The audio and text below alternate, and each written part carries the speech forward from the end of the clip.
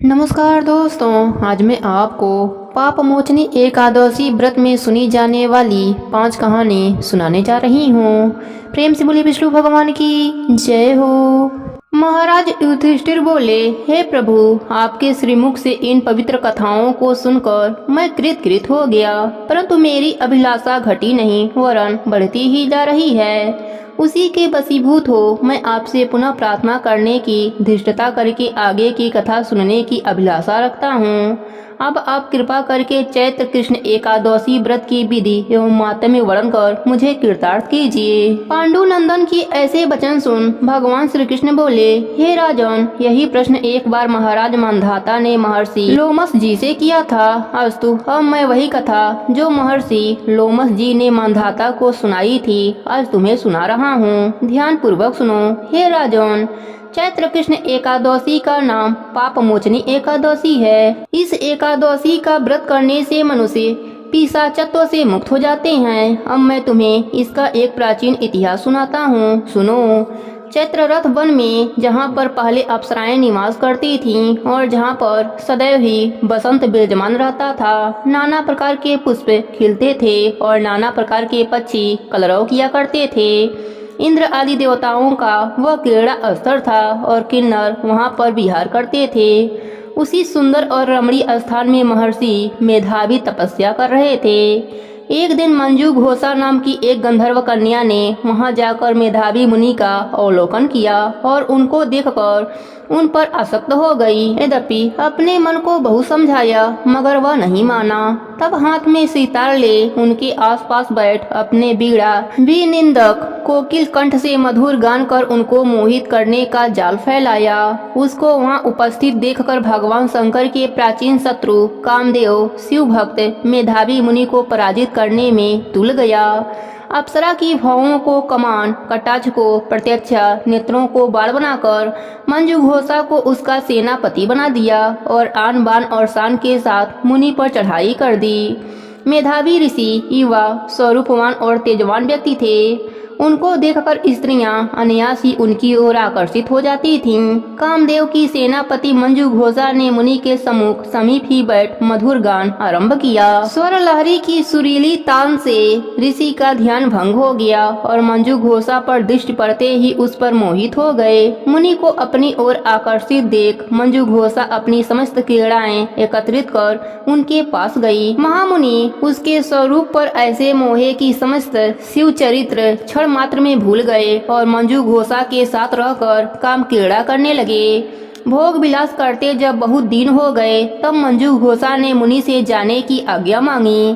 कामासक्त मुनि ने कहा, अभी ठहरो, आज ही तो आई हो।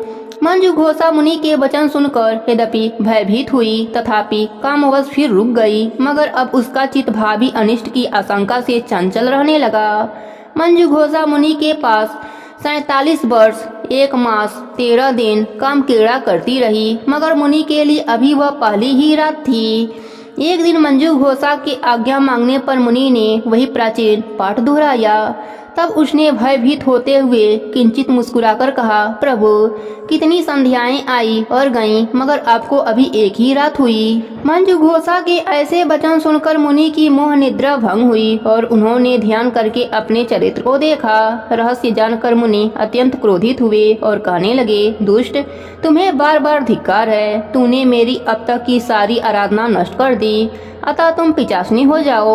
मुनि के श्राप से मंजू घोषा पिचासनी हो गई और मुनि के चरणों पर गिरकर कहा, हे प्रभु, मैं निरपराधिनी हूँ, मेरा क्या दोष है। आपने मुझे व्यर्थ ही श्राप दे दिया है, अतएव अब जो होना था सो हो गया। अब कृपा कर श्राप मोचन का उपाय कहिए। मंजू घोषा की ऐसी दीन बारी सुन मुनि का क्रोध नष्ट हो गया। तब उन्होंने कहा, जाओ, चैत्र कृष्ण एकादशी का व्रत करो, तुम्हारा पाप अवश्य ही नष्ट हो जाएगा। ऐसा कह वह अपने पिता च्यवन के पास गए। च्यवन ने उन्हें देख आश्चर्य करते हुए पूछा, तुमने ऐसा कौन सा असत् कार्य किया है जिससे तुम्हारा तेज और पुण्य नष्ट हो गया है। मेधावी ऋषि ने पिता को सारा हाल बताकर पाप से मुक्त होने का उपाय पूछा। पुत्र के ऐसे पूछने पर च्यवन ने भी पुत्र को वही सलाह दी जो उन्होंने मंजू घोषा को दिया था। अस्तु, मेधावी ऋषि और मंजू घोषा दोनों ने पाप मोचनी एकादशी का व्रत कर अपने अपने पापों को नष्ट किया। पाप मोचनी एकादशी का यह प्रभाव है कि व्रत करने वाले के पाप नष्ट हो जाते हैं। इस कथा के कहने एवं सुनने से हजारों गोदान का फल होता है। ब्रह्म हत्या, सुअर चुराने का पाप, शराब पीने का पाप, गुरु पत्नी गमन का पाप एवं संसार के समस्त पापों को यह पाप मोचनी एकादशी नष्ट कर देती है। हे विष्णु भगवान, जैसे आपने उन सब के पाप नष्ट किए वैसे ही अपने सभी भक्तों पर अपनी कृपा बनाए रखना। प्रेम से बोले विष्णु भगवान की जय हो। अब सुनते हैं 11 माता की कहानी। प्रेम से बोले 11 माता की जय हो। एक समय की बात है, एक नगर में एक राजा राज्य करता था। वह बहुत ही धार्मिक प्रवृत्ति का था। उस राजा को समय आने पर 2 कन्याओं का जन्म हुआ। राजा की छोटी बेटी भी अपने पिता के तरह ही धार्मिक थी। वह नियम धर्म से रहती थी। साथ ही वह बचपन से ही 11 माता का व्रत भी करने लगी। 11 माता की कृपा से राजा की छोटी बेटी लोकप्रिय हो गई। उसकी हर तरफ प्रशंसा होती रहती थी। यह सब देखकर राजा की बड़ी बेटी को बड़ा ही ईर्ष्या होता था। वह अपने बहन से जलती रहती थी। एक बार की बात है, पड़ोसी राजा का बेटा बड़ी बेटी को देखने आया, लेकिन उसे बड़ी बेटी की जगह छोटी बेटी पसंद आ गई।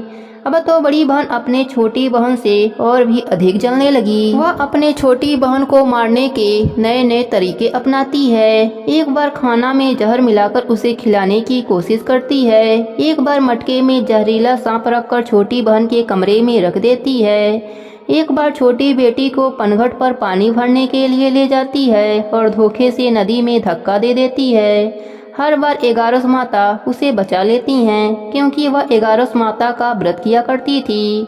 बड़ी बहन बहुत परेशान हो गई कि यह तो किसी भी तरह नहीं मरती। एक दिन बड़ी बहन छोटी बहन से बोली, मेरी प्यारी बहन, भगवान ने हम सबकी मृत्यु किसी न किसी तरह लिखी है। क्या तुम्हें पता है तुम्हारी मृत्यु कैसे होगी?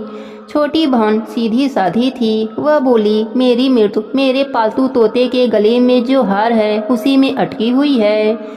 यदि कोई मेरे तोते को मारकर वह हार पहन ले तो मैं मूर्छित हो जाऊंगी, और फिर उस हार को उतारकर कोई रख दे तो मैं जीवित हो जाऊंगी। उस रात छोटी बेटी अपने पिता के पास गई और बोली, पिताजी, मुझे शक है, यदि मैं मर जाऊं तो आप मुझे जलाना मत। आप मुझे हमारे पुराने महल के कुएं के पास झोपड़ी बनवाकर खाट पर सुला देना। राजा बोला, बेटी, तुम ऐसा क्यों बोल रही हो? 3 दिन बाद तो तुम्हारी शादी है।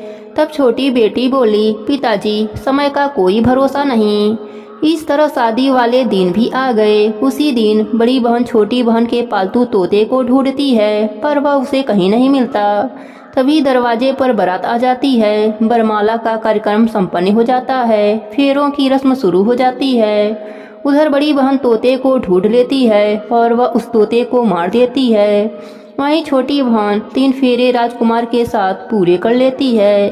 तभी छोटी बहन मूर्छित होकर गिर जाती है। उधर बड़ी बहन तोते के हार को खुद पहन लेती है।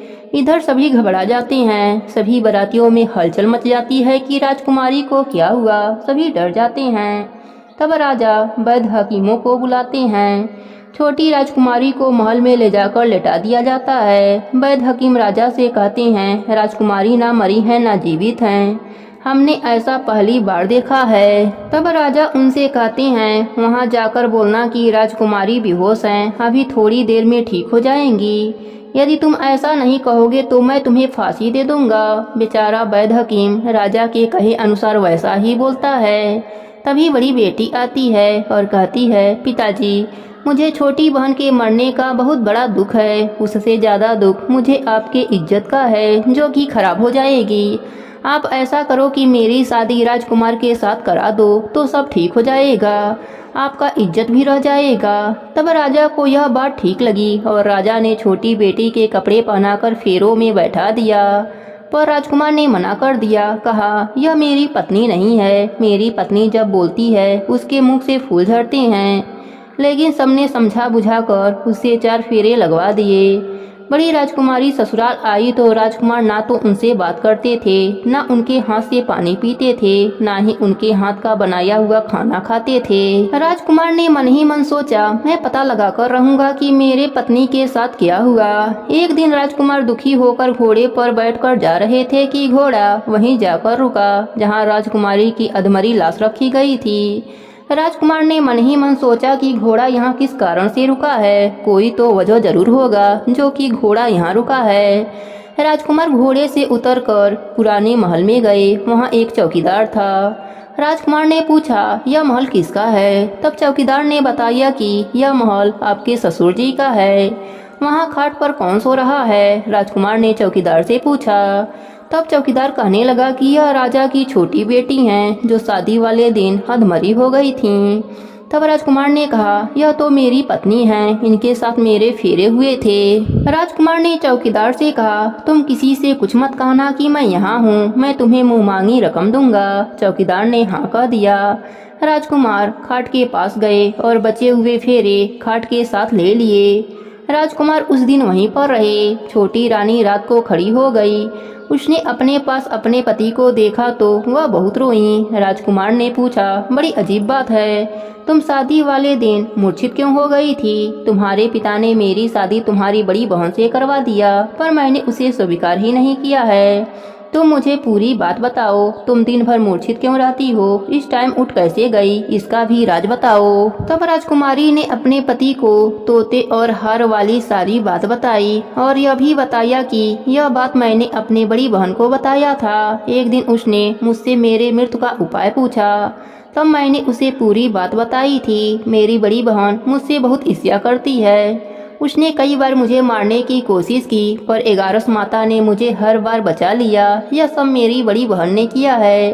तोते के गले में जो हार था वह मेरी बहन दिन में पहन लेती है और रात को उतार देती है। इसलिए मैं दिन में मूर्छित रहती हूँ और रात को जीवित हो जाती हूँ। यदि वह हार मुझे वापस मिल जाए तो मैं हमेशा के लिए जीवित हो जाऊंगी। इतना सुनकर सुबह होते ही गुस्से से राजकुमार अपने महल गया और बड़ी बहन के गले से हार निकाल कर लाया और अपने पत्नी को पहना दिया। उसकी पत्नी जीवित हो गई। फिर उसे लेकर राजमहल गया और उसकी बड़ी बहन को महल से निकल जाने के लिए कहने लगा। बड़ी बहन रोने लगी और रोते रोते बोली, हे छोटी बहन, तुम्हें क्यों हर खुशी भगवान दे देते हैं और मुझे क्यों दुख देते हैं, इसका रहस्य बताओ। तब छोटी बेटी बोली, तुम्हारे मन में लालच रहता है, इस कारण तुम्हें दुख मिलता है और मैं सबका कल्याण चाहती हूँ। साथ ही 11 माता का व्रत भी करती हूँ, इसलिए काल भी मेरा कुछ नहीं बिगाड़ सकता। यह सब 11 माता की महिमा है। जो मेरे साथ तुमने कई अनहोनी किया पर हुआ नहीं, हर बार 11 माता ने मेरी रक्षा करी। अब बड़ी बहन की आंखें खुल गई। वह बोली, हे बहन, मुझे क्षमा कर दो, मैं कहाँ जाऊंगी? तुम मेरे लिए एक महल बनवा दो, मैं उसी में रह लूंगी। छोटी बहन को अपने बड़ी बहन पर दया आ गई। वह राजकुमार से कहकर अपने बड़ी बहन के लिए एक महल दिलवा दिया। बड़ी बहन उसी में रहने लगी। अब वह नेम धर्म से दिन बिताती थी, साथ ही 11 का व्रत भी करने लगी। इधर छोटी बहन अपने पति के साथ राज सुख भोगने लगी। साथ ही दोनों जन 11 का व्रत भी करने लगे। 11 माता की कृपा से छोटी रानी को एक सुंदर सा पुत्र उत्पन्न हुआ और महल में रिद्धि सिद्धि का वास हो गया। हे 11 माता, जैसे आपने छोटी राजकुमारी पर अपनी कृपा करी, वैसे ही अपने सभी भक्तों पर अपनी कृपा बनाए रखना। प्रेम से बोलिए 11 माता की जय हो, विष्णु भगवान की जय हो। एक नगर में एक सेठ रहता था। वह अपने शादी के बाद नए वस्त्र पहनकर अपने पत्नी को लाने पहली बार ससुराल जा रहा था। रास्ते में उसने एक गाय को तालाब की ओर जाते देखा। वह गाय पानी पीने के लिए तालाब में उतर तो गई, लेकिन कीचड़ होने के वजह से वह तालाब से बाहर नहीं निकल पा रही थी। गाय ने उस आदमी को वहां से गुजरते देखा तो उसने आदमी से मदद के लिए कहा, लेकिन सेठ ने कहा कि मैं नया वस्त्र पहना हूँ और मैं अपने ससुराल जा रहा हूँ। अगर मैं तुम्हारी मदद करूँगा तो मेरे कपड़े गंदे हो जाएंगे। गाय माता उदास हो गई और वह कीचड़ में धंसती जा रही थी। गाय ने उस सेठ को श्राप दे दिया कि अब से 8 पहर बाद तू गधा बन जाएगा। अब वह सेठ डर गया और गाय से अपने भूल के लिए क्षमा मांगने लगा, लेकिन तब तक गाय पूरी तरह पानी में डूब चुकी थी। वह सेठ पछताता हुआ उदास मन से अपने ससुराल पहुंचा। जाते ही उसने अपने पत्नी को ले जाने की रट लगा दी। सभी ने उसे बहुत आग्रह किया कि अभी तो तुम आए हो, कम से कम एक रात यहाँ रुक जाओ, लेकिन वह रुकने के लिए तैयार न हुआ। तब उसकी पत्नी ने कहा कि जब सभी लोग इतना कह रहे हैं तो आप एक दिन के लिए क्यों नहीं रुक जाते। तब उसने अपने पत्नी को गाय के श्राप वाली बात बताई। उसकी पत्नी उसी वक्त अपने मायके से विदा लेकर पति के साथ चल पड़ी। 8 पहर बाद वह आदमी गधा बन गया और पूरा दिन घर में पड़ा रहता। कुछ दिनों के बाद घर में खाने पीने के लाले पड़ गए। तब उसने अपने पत्नी से कहा कि मुझे लेकर बाहर मजदूरी करो। तब उसकी पत्नी उसे लेकर बाहर गई और नगर के राजा के यहाँ मजदूरी का काम करने लगी। उसे वहाँ बोझ उठाते देख लोगों ने कहा कि तुम्हारे पास तो गधा है, फिर तुम बोझ क्यों उठा रही हो। परंतु उसने कोई उत्तर नहीं दिया और अपना काम करती रही। दूर से यह सब राजा भी देख रहा था। उसने भी उसे यही कहा कि तुम्हारे पास तो गधा है, फिर तुम यह बोझ क्यों उठा रही हो। तब उसने राजा से कहा कि यह गधा नहीं है, यह मेरे पति हैं। उसने गाय के श्राप वाली पूरी बात राजा को बताई। राजा ने अपने नगर में विद्वानों और पंडितों को बुलाकर इसका उपाय पूछा। तब एक विद्वान ने बताया कि जिस किसी ने 101 एगारस का व्रत किया हो वह अपने पुण्य का फल इसे दे दे तो यह अपने असली रूप में आ सकता है। यहाँ हम आपको एगारस का अर्थ स्पष्ट कर देते हैं। 11 एकादशी व्रत रखने पर 1 एगारस पूरा होता है और 22 एकादशी का व्रत रखने पर 2 एगारस पूरा होता है। ऐसे ही जिसने 101 बार 11 एकादशी के व्रत किए हों उसके पुण्य के फल से वह आदमी अपने असली रूप में आ जाएगा। राजा ने अपने पूरे नगर में घोषणा करा दी, लेकिन किसी ने भी पूरे 111 का व्रत न किया था। कई दिन बाद उन्हें एक बुढ़िया मिली जिसने 101 एगारस पूरे कर लिए थे। राजा ने उस बुढ़िया को उसका फल देने को कहा, लेकिन वह बुढ़िया 100 एगारस का फल देने को तैयार हुई, क्योंकि 1 एगारस का फल वह खुद अपने लिए रखना चाहती थी, जिससे कि उसे मोक्ष की प्राप्ति हो और वैकुंठ धाम में वास मिले। इतना कहकर उसने अपने 100 एगारस एकादशी का फल उस सेठ को दे दिया।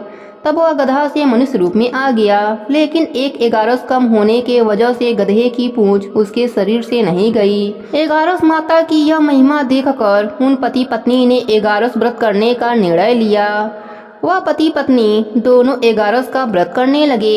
1 एगारस पूरा होते ही सेठ की पूंछ गायब हो गई और एगारस माता की कृपा से उनका घर अन्य धन से भर गया। हे एगारस माता, जैसे आपने सेठ पर अपनी कृपा करी वैसे ही अपने सभी भक्तों पर अपनी कृपा बनाए रखना।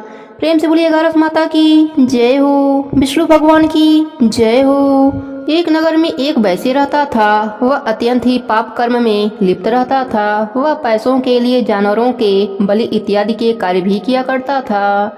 एक बार वह नदी किनारे जानवरों के तलाश में गया। वहां पर बड़े बड़े ऋषिगण नदी स्नान करने आए हुए थे। उनके दर्शन मात्र से उस पापी वैश्य का पाप कुछ हल्का हुआ। उसके हृदय में ज्ञान का संचार हुआ। वह महर्षि के पास जाकर उन्हें प्रणाम करके उनसे कहा, हे प्रभु, मैं महाअधर्मी और महापापी हूँ। अपने किए गए कर्मों का फल भोग रहा हूँ। हे प्रभु, मुझे कोई ऐसी युक्ति बतलाइए कि मैं बिना धन खर्च किए ही पाप से मुक्त हो जाऊँ। उस पापी वैश्य के ऐसे वचन को सुनकर मुनि के हृदय में दया आ गई। उन्होंने कहा, वैश्य, सावधान होकर मेरी बातों को सुनो। हर मास में 2 एकादशी पढ़ते हैं। एकादशी के एक दिन पहले शाम को शुद्ध मन से संकल्प करो कि अपने पापों के मुक्ति के लिए मैं एकादशी का व्रत करूंगा।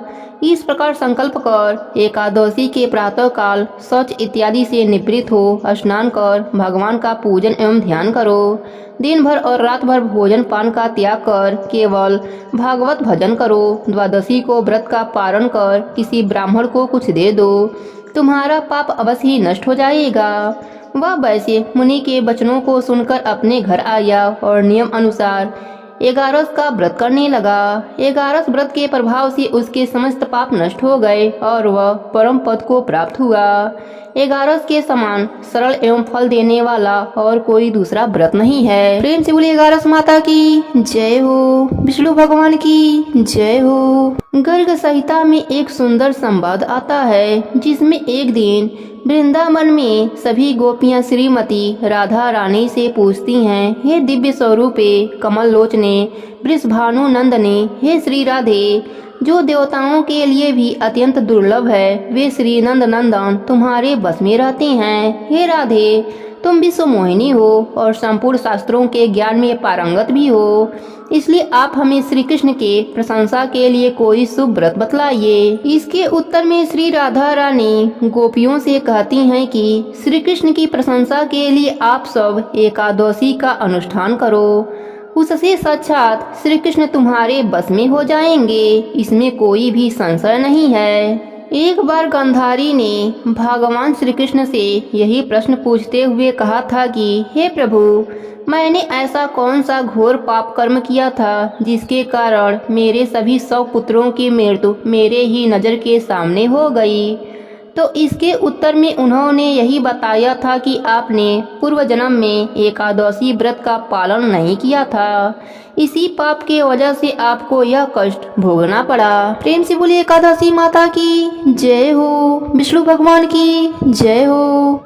अब सुनते हैं गणेश भगवान की कहानी। प्रेम से बोलिए गणेश भगवान की जय हो। एक गांव में एक शंभू नाम का व्यक्ति रहता था। वह गणेश भगवान का परम भक्त था। गणेश भगवान की भक्ति उसे पिता से विरासत में मिली थी।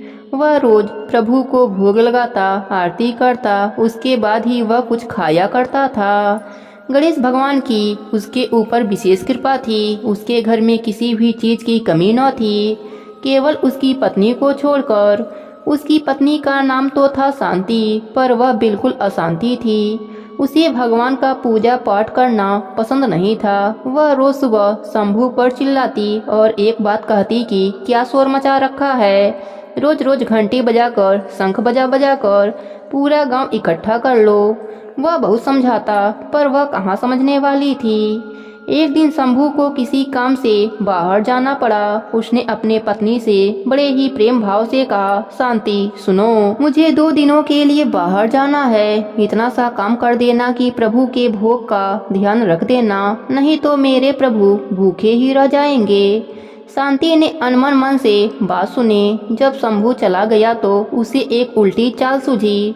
उसने सोचा, यदि गणेश भगवान को ही घर से बाहर निकाल दूं तो रोज रोज की आरती, पूजा, भोग और शोर शराबे का झंझट ही खत्म हो जाएगा। उसने घर के पीछे जाकर एक गड्ढा करा, उसमें गणेश भगवान की मूर्ति को दबा दिया और घर में वापस आ गई। शंभू जब घर वापस आया, उसने मंदिर में गणेश भगवान को न देखकर वह भागा भागा शांति के पास गया और कहने लगा, शांति, मेरे प्रभु कहाँ हैं? वह मंदिर में नहीं हैं। शांति अनजान बनकर बोली, मुझे तो पता नहीं, मैंने तो कल रात धूप आरती और भोग लगाकर पर्दा लगा दिया था। शंभू पागलों की तरह गणेश भगवान को पूरे घर में खोजता रहा। उसे मन ही मन पता था कि यह काम शांति का ही है, उसे ही मेरी पूजा पाठ पसंद नहीं है। उसने शांति से कहा, शांति, यदि मेरे प्रभु मुझे नहीं मिले तो मैं खाना पीना सब छोड़ दूंगा। शांति को लगा 1-2 दिन नाटक है, उसके बाद सब ठीक हो जाएगा। शंभू को रोते बिलखते 7 दिन हो गए। वह शांति से बोला, शांति, मुझे पता है तुमको ही मेरा पूजा पाठ करना पसंद नहीं है। मेरे गणेश भगवान के प्रतिमा को तुमने ही कहीं छिपाया है। यदि मुझे मेरे गणेश भगवान नहीं मिले तो मैं कुएं में कूदकर अपनी जान दे दूंगा। अगर शांति मुंह खोलती तो उसका पूरा झूठ पकड़ा जाता, इसलिए वह बोली, आप मुझ पर यूं ही शक कर रहे हैं, मुझे सच में कुछ नहीं पता। ज्यादा प्यार आ रहा है तो मैं नया प्रतिमा लेकर आती हूँ। पर शंभू को वही प्रतिमा चाहिए थी। शोरगोल सुनकर के गांव के लोग इकट्ठा होने लगे। शंभू की व्यथा गणेश भगवान भी देख रहे थे। वह भी अपने भक्त के पास जाने के लिए बेचैन थे। उधर शंभू कुएं के ओर पर चढ़ गया। शांति भागी भागी गणेश भगवान की प्रतिमा गड्ढे से निकालने लगी। पर गड्ढे में गणेश जी की प्रतिमा थी ही नहीं, क्योंकि गणेश भगवान अपनी प्रतिमा स्वयं निकाल लिया था। गणेश भगवान बालक का रूप लेकर आए और अपनी प्रतिमा निकाल करके शंभू के पास पहुँचे और बोले, काका यही प्रतिमा है आपकी, इसे ही ढूंढ रहे हो क्या? शंभू ने पीछे मुड़कर देखा तो एक सुंदर बालक के हाथ में उसके गणेश जी थे। वह कुएं से नीचे उतरा, प्रभु को गले से लगाया, रोते रोते स्नान कराया और भगवान को मंदिर में स्थापित किया। वह बालक शांति के तरफ देखकर मुस्कुरा रहा था। शांति सोच में पड़ गई कि इस मूर्ति का पता इस बालक को कैसे चला। शंभू के साथ शांति भी अंदर चली गई। शंभू ने रोते रोते बड़े भाव से गणेश जी को स्थापित किया, पूजा करी और उस बालक का खूब धन्यवाद किया। बालक जो कि स्वयं भगवान थे, वह बोले, काका क्या मुझे भोग नहीं लगाओगे? शंभू भागा भागा गया और भोग लेकर आया। जैसे ही भोग लेकर आया तो उसने देखा बालक अदृश्य हो गया है और तेज प्रकाश गणेश जी की प्रतिमा से उदित हो रहा है। वहां से बालक का अदृश्य होना और तेज प्रकाश पुंज का आना शांति को अपने भूल का पश्चाताप होने लगा। वह दोनों समझ गए कि स्वयं गणेश जी अपनी प्रतिमा लेकर स्वयं स्थापित होने आए थे, मुझे दर्शन देने आए थे। दोनों भाव विभोर हो गए। उस रात गणेश भगवान ने उसे दर्शन दिया और कहा, मेरे साथ साथ शुभ लाभ, रिद्धि सिद्धि, सुख वैभव और लक्ष्मी जी सदा सदा तुम्हारे घर में वास करेंगी। दुखियों की सेवा कर। इस प्रकार से शंभू की भक्ति अमर हो गई। दोस्तों, इस कथा को जो भी श्रवण करता है, गणपति बप्पा की उस पर परम कृपा होती है और उसके घर में माता लक्ष्मी का वास हो जाता है। प्रेम से बोलिए गणेश भगवान की जय हो। अब सुनते हैं तुलसी माता की कहानी। प्रेम से बोलिए तुलसी माता की जय हो।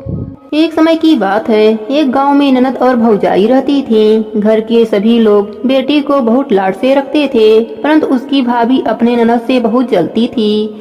एक दिन बहू ने अपने सास से कहा कि माँ जी, आप अपनी बेटी से घर का काम काज क्यों नहीं करवाती? पराये घर जाएगी तो बहुत दुख पाएगी। परंतु सास ने कहा कि यह तो बहुत छोटी है, बड़ी हो जाएगी तो सब सीख जाएगी। बेटी का नाम रानी था। वह जब से समझदार हुई तभी से तुलसी माता का पूजा करती थी। तुलसी सींचती थी और सुबह शाम घी का दिया जलाती थी। तुलसी जी का पूजा करने के बाद ही वह खाना खाती थी। रानी तुलसी जी से प्रार्थना करती, हे माँ, सोने का लोटा दो और लड्डुअन का थार दो। इस प्रकार सोने का लोटा और लड्डुअन का थार आ जाता था। रानी वह ले जाकर अपने माँ को दे देती थी। इसी तरह उनका घर चलता था। उनके घर में कभी भी अन्न धन की कमी नहीं हुई। एक दिन उसकी माँ अपने बेटे से बोली, बेटा, रानी का विवाह का समय हो गया है, तुम उसके लिए घर खोज दो। तब उसकी भाभी बोली, मेरे जान पहचान की एक शादी है, रानी की शादी वहीं करा दिया जाए। रानी की शादी हो गई। वह बहुत ही गरीब थे। सुबह हुआ तो रानी ने अपने सास से कहा, मैं पहले तुलसी जी का पूजा करूंगी, उसके बाद ही अन्न जल ग्रहण करूंगी। सास बोली, हमारे यहाँ तो तुलसी का पौधा नहीं है। रानी को उसके ननद के साथ पड़ोस में लगी तुलसी के पौधे के पास भेज दिया। रानी ने तुलसी जी की पूजा करी और वही मांगा जो हमेशा मांगती थी, सोने के लोटा में जल दो और लड्डुअन का थाल दो। दोनों चीजें उसके सामने आ गईं। रानी ने वह लोटा व थाल पड़ोसन को दे दिया। पड़ोसन तो बहुत खुश हुई और बोली, बहू, तुम रोज पूजा करने आ जाया करो। जब वह दोनों घर आए तो ननद ने अपनी माँ को पूरी बात बता दी। सास गुस्से से बोली, अब देखती हूँ कि यह कैसे तुलसी पूजा करने पड़ोस में जाती है। सुबह रानी ने तुलसी पूजा के लिए कहा तो सास पहले से ही गुस्से में बैठी हुई थी। उसने कहा, कोई पूजा पाठ नहीं होगी, चलो काम पर लग जाओ।